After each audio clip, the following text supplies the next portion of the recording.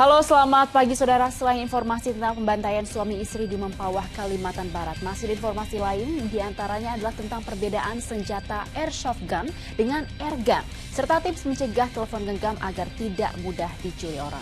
Segera kita jelang Buser Pagi selengkapnya. Saya Dazen Frila.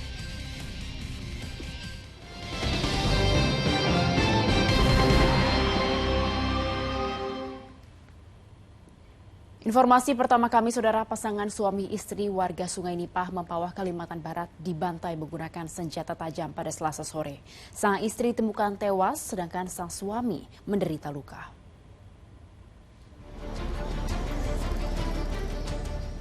Warga Sungai Nipah, Kecamatan Siantan, Kabupaten Mempawah, Kalimantan Barat dikejutkan dengan tragedi pembantaian pasangan suami istri berinisial AL 72 tahun dan ST 62 tahun. Kedua korban menderita luka bacok di sejumlah bagian tubuh. Sang istri ditemukan tewas di kamar, sedangkan sang suami ditemukan terluka di dapur rumah. Korban AL langsung dibawa polisi ke Rumah Sakit Anton Sujarwo, Pontianak untuk mendapatkan perawatan medis. Polres Mempawah masih menyelidiki kasus penganiayaan ini.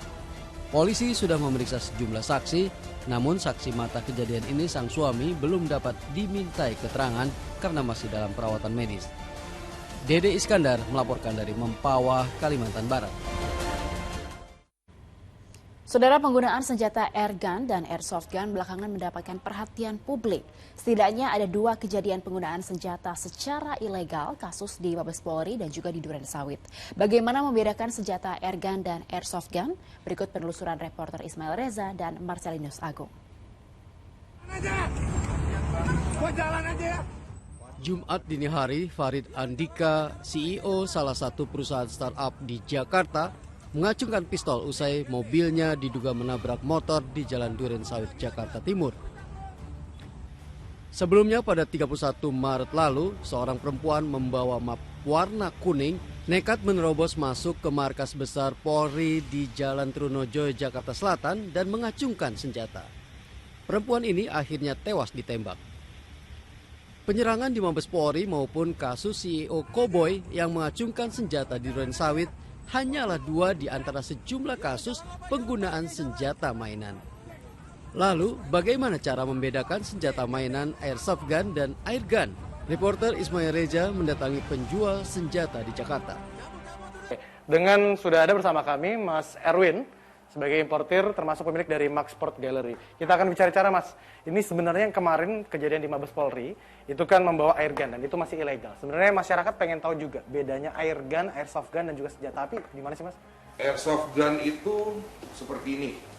Dengan bentuk magasin seperti ini. Mereka punya valve di sini dan sudah pasti pengisiannya model kayak korek api. Betul. Gitu. Jadi bukannya kalau airgun itu bentuknya seperti ini. Airgun bentuknya seperti ini menggunakan tabung. Nah, ini yang membedakan tabung ini sudah punya standarisasi dari pabrik berapa sih tekanan tabung ini, gitu kan? Yang mengakibatkan tekanan yang keluar pun lebih besar. Oke.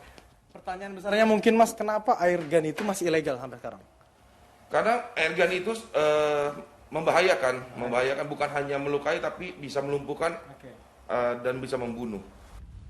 Setiap senjata mainan airsoft gun memiliki nomor seri yang diberikan Mabes Polri, sedangkan airgun tidak memiliki nomor seri dari Mabes Polri.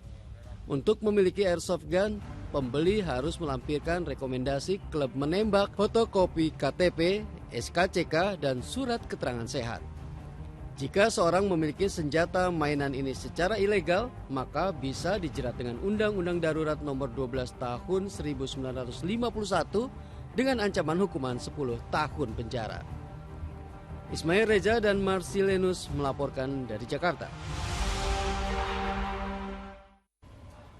Telepon genggam menjadi salah satu barang incaran pencuri. Bagaimana cara agar HP Anda tidak mudah dicuri orang? Simak selengkapnya dalam Info Kriminal sesaat lagi.